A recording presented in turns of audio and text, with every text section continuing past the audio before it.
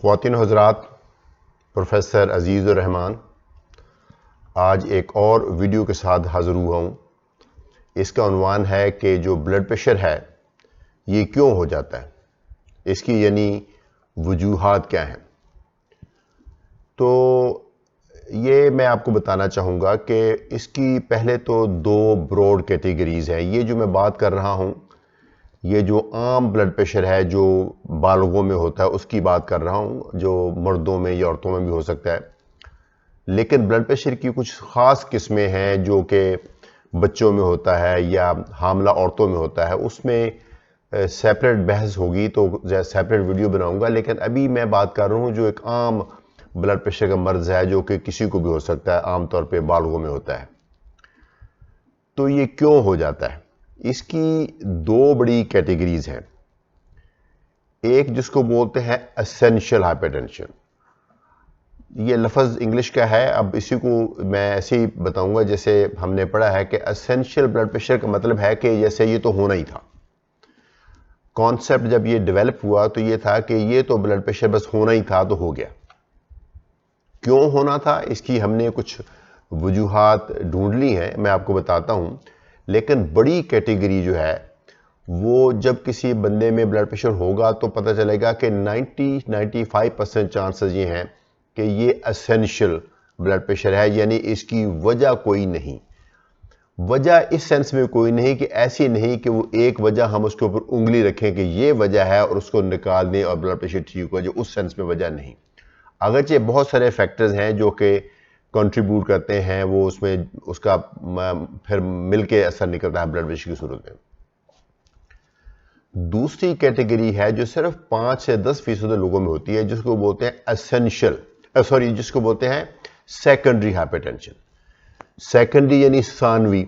सानवी से मुराद ये है कि असल में बीमारी कोई और है लेकिन ब्लड प्रेशर उसका असर नजर आता है ब्लड प्रेशर की सूरत में, बढ़ जाने की सूरत में। तो ये हमारी जो डिस्कशन है ना आज की, ये ज़्यादातर रहेगी जो एसेंशियल हाइपरटेंशन उसके ऊपर। अच्छा, ये क्यों होता है जी? इसमें एक तो सबसे बड़ा असर ये है कि है वो मौरूसी है। बहुत सारी ये बीमारियां हैं जिनको हम कहते हैं नॉन कम्युनिकेबल डिजीज़, जैसे डायबिटीज़ है, कोलेस्ट्रॉल है, ये ब्लड प्रेशर है, यूरिक एसिड है। ये सारी नॉन कम्युनिकेबल डिजीज़ की कैटेगरी बनी हुई जो कि एक से दूसरे को नहीं लगती, चूँकि वो तो इन्फेक्शन तरह लगती है ना एक दूसरे को। तो ये जो नॉन कम्युनिकेबल डिजीज़ हैं इनमें जीन्स का बहुत बड़ा हाथ होता है। और जीन्स क्या होती हैं? वो चीज़ें हैं जो आपको वो बनाती जो आप हैं और वो आप एक्वायर करते हैं। आधी जीन्स आपकी वालिद से आती हैं और आधी जीन्स आपकी वालदा से आती हैं, तो ये मिल के आपकी पूरी बॉडी बनती है। तो आपके अंदर जो भी कैरेक्टर्स हैं वो आपकी वालदा से और वालिद से आए हैं। ज़रूरी नहीं कि दोनों के इक्वल हों, कई दफ़ा वालदा के इफेक्ट ज़्यादा आ जाते हैं, कई दफ़ा वालिद की तरफ ज़्यादा आ जाते हैं। लेकिन अगर ख़ानदान में हिस्ट्री है ब्लड प्रेशर की, आपके वालिदैन में से किसी एक को या अक्सर दोनों को, चूँकि पाकिस्तान में हमारा अभी भी फैमिली सिस्टम ये है ना कि फैमिलीज़ में शादी करने का, तो अक्सर देखा गया है कि दोनों वालिदैन को शुगर होती है, दोनों वालिदैन को ब्लड प्रेशर होता है। तो ये बहुत कोई अनयूजुअल सिचुएशन नहीं है कि दोनों वालिदैन को ब्लड प्रेशर हो। दोनों वालिदैन को ब्लड प्रेशर हो तो फिर तो ब्लड प्रेशर होने का चांस बहुत ज़्यादा है।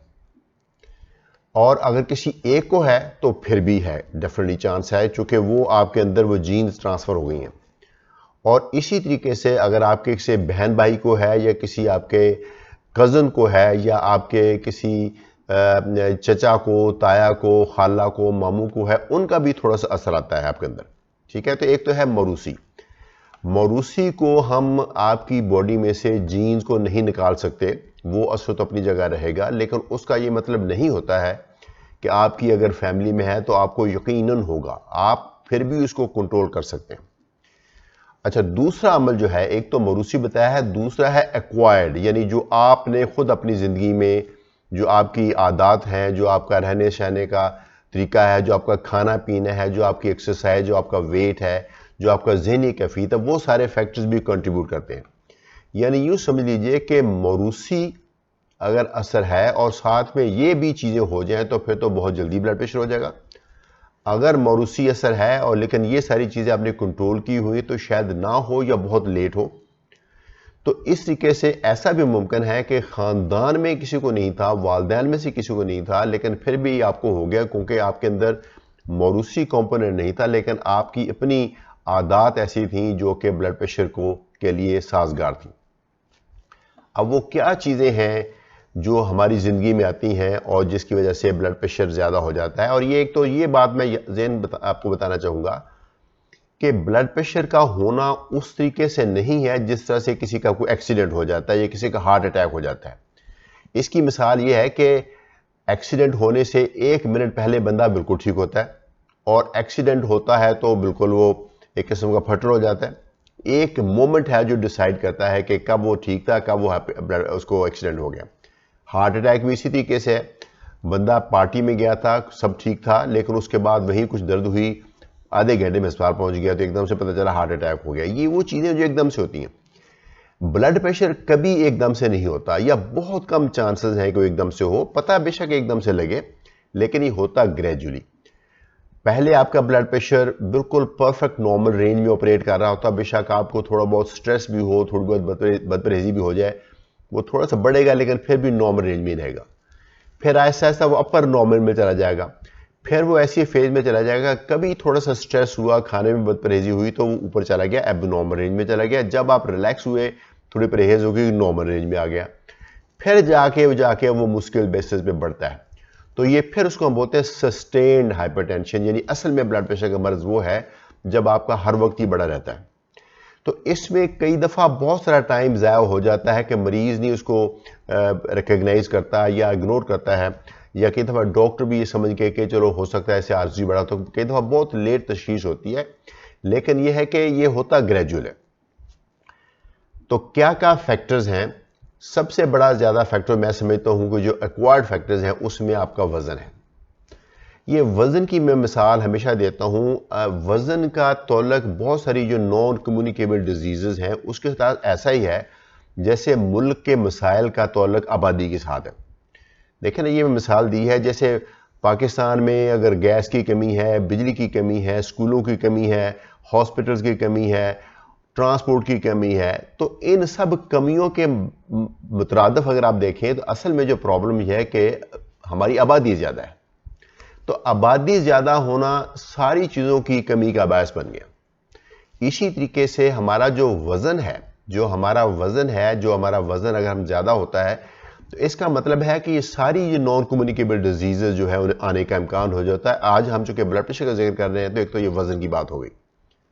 दूसरा, जो आपके खाने में नमक का इस्तेमाल है, जो दुनिया भर में तमाम लोग, कोई भी कल्चर हो, वो नमक जो खाते हैं वो अपनी ज़िंदगी में अपनी जो इंसान की रिक्वायरमेंट उससे ज़्यादा खाते हैं हम लोग, सब लोग। एक हेल्दी बंदे को जो नमक है, जो सोडियम क्लोराइड जिसको बोलते हैं, वो कुछ 4 या 5 ग्राम की ज़रूरत है सिर्फ 24 घंटे में, लेकिन हम लोग 10, 12, 15 ग्राम तक खाते हैं। और अगरचे लकीली हमारे पास गुर्दे हैं जो कि एक्स्ट्रा वो सॉल्ट को निकाल देते हैं, लेकिन उनकी भी कोई कैपेसिटी है। तो जो नमक का ज़्यादा इस्तेमाल है वो भी ब्लड प्रेशर का बायस बनता है। और नमक हम ज़ाहरा फांग फांग के तो नहीं खाते, नमक किसी ग़िज़ा की सूरत में खाते हैं। तो ग़िज़ा का ज़्यादा इस्तेमाल कह लीजिए, जो ग़िज़ा का ज़्यादा इस्तेमाल है वो वज़न भी बढ़ाता है और जो नमक उसमें ज़्यादा है उससे ब्लड प्रेशर भी बढ़ता है। तो नमक का जो है एक दूसरा फैक्टर है जो उसको हम कैसे कम करेंगे एक और वीडियो में कवर करूंगा। तो अभी हम ये डिस्कस कर रहे हैं कि ब्लड प्रेशर कैसे होता है, मरूसियत, वज़न और नमक का इस्तेमाल। उसके अलावा जो हमारी फिज़िकल एक्टिविटी है, अगरचे जब हम कोई एक्सरसाइज करते हैं उस वक्त हमारी नब्ज़ भी तेज़ होती है, ब्लड प्रेशर भी बढ़ता है और सर्कुलेशन भी तेज़ होती है। ये यकीनन एक नेचुरल अमल है क्योंकि उसके बगैर तो हम एक्सरसाइज कर ही ना पाए। ये इसकी मिसाल इस तरह से है जैसे आप गाड़ी को जब एक्सेलरेट करते हैं तो उसका आरपीएम और जो उसके रेवोल्यूशन पर मिनट बढ़ते हैं, जो कि उसको जोर लग रहा होता है। इसी तरीके से इंसान का हार्ट रेट बढ़ता है, ब्लड प्रेशर बढ़ता है। वो एक्सरसाइज की वजह से बढ़ता है, बढ़ना चाहिए, वो एक्सरसाइज के दौरान है। लेकिन वैसे एक्सरसाइज करने से आपका जो रेस्टिंग ब्लड प्रेशर है वो कम होता है। तो चूंकि हमारी जिंदगियों में एक्सरसाइज का फुकदान है उसकी वजह से भी ब्लड प्रेशर हो जाता है।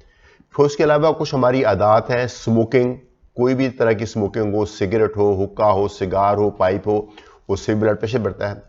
जो बहुत ज़्यादा स्टिमुलेंट्स हैं शायद उसका भी थोड़ा सा असर आ जाता हो, कैफीन किसी भी फॉर्म में। मैं ये नहीं कह रहा कि चाय नहीं पीनी चाहिए, चाय, कॉफ़ी या और जो इस तरह की चीज़ें कैफिनेटेड ड्रिंक्स हैं उनके ज़्यादा इस्तेमाल से भी थोड़ा सा ब्लड प्रेशर बढ़ सकता है।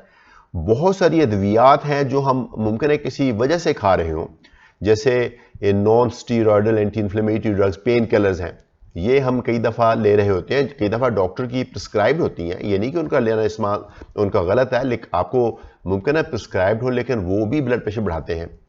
इसी तरीके से कई और तरह की दवाइयाँ हैं, जैसे स्टीरॉयड्स हैं, औरतें जो हमल कंट्रोल करने के लिए दवाइयाँ लेती हैं उनका भी कई दफ़ा असर हो जाता है। कई और ज़रूरी दवाइयाँ होती हैं, वो भी, उनसे भी ब्लड प्रेशर बढ़ सकता है। और एक चीज़ जो कि मैं समझता हूँ कॉमन है, जो ब्लड प्रेशर बढ़ाने में अपना असर प्ले करती है, वो अक्सर लोग उसी को ब्लेम करते हैं, वो ज़हनी तनाव। इसमें भी कोई शक नहीं है कि आजकल की लाइफ अनफॉर्चुनेटली कंटेंटमेंट का लेवल कम हो गया है, लोगों के बहुत ज़्यादा हार्ड इश्यूज़ हैं, रियल इश्यूज़ हैं, मैं ये नहीं कहता, लेकिन उसका जो जहन पे असर आता है, उसकी वजह से भी ब्लड प्रेशर बढ़ता है। एक और चीज़ हमने नोट की है, दुनिया भर में ये चीज़ एक्सेप्ट की जा रही है कि नींद का फुकदान, जो नींद है ये अय्याशी नहीं है, ये हमारा, ठीक है हम इसको एंजॉय करते हैं, नींद के बाद हम बेहतर फील करते हैं, लेकिन ये एक इंसान की बुनियादी ज़रूरत है। जैसे खुराक ज़रूरत है, ऑक्सीजन ज़रूरत है, पानी ज़रूरत है, इसी तरीके से नींद भी इंसान की ज़रूरत है। तो प्रॉपर नींद लेना भी इम्पॉर्टेंट है ब्लड प्रेशर से बचने के लिए। तो ये सारे फैक्टर्स हैं, शायद मैंने कोई मिस भी कर दिया हो, लेकिन ये तमाम फैक्टर्स हैं जो मिलके ब्लड प्रेशर कॉज करते हैं। तो अगर आपके अंदर ये फैक्टर्स हैं तो बेहतर है कि आप अपना ब्लड प्रेशर चेक कराएं। अगर रीडिंग्स ज़्यादा आ रही हैं तो प्लीज़ अभी से कुछ ना कुछ करें। ज़रूरी नहीं कि आप अद्वियात का इस्तेमाल करें, लेकिन कुछ ना कुछ करें। हो सकता है वो कुछ करने का मतलब ये है कि कुछ खुराक कम करें, कुछ नमक कम करें, कुछ वज़न कम करें, कोई एक्सरसाइज करें और अपना ब्लड प्रेशर के ऊपर नज़र रखें, क्योंकि ब्लड प्रेशर को तशखीस करके उसका इलाज करना बहुत ज़रूरी है, क्योंकि तभी हम इसकी सारी कॉम्प्लिकेशन से बच सकते हैं। मुझे उम्मीद है ये वीडियो आपको यूज़फुल लगी होगी और मैं इंशाअल्लाह फिर एक और वीडियो के साथ हाज़िर हूँगा। इजाज़त दीजिए। प्रोफेसर अजीज़ुर रहमान फ्रॉम मेडिस्टैंड। अपनी बीमारी को समझिए।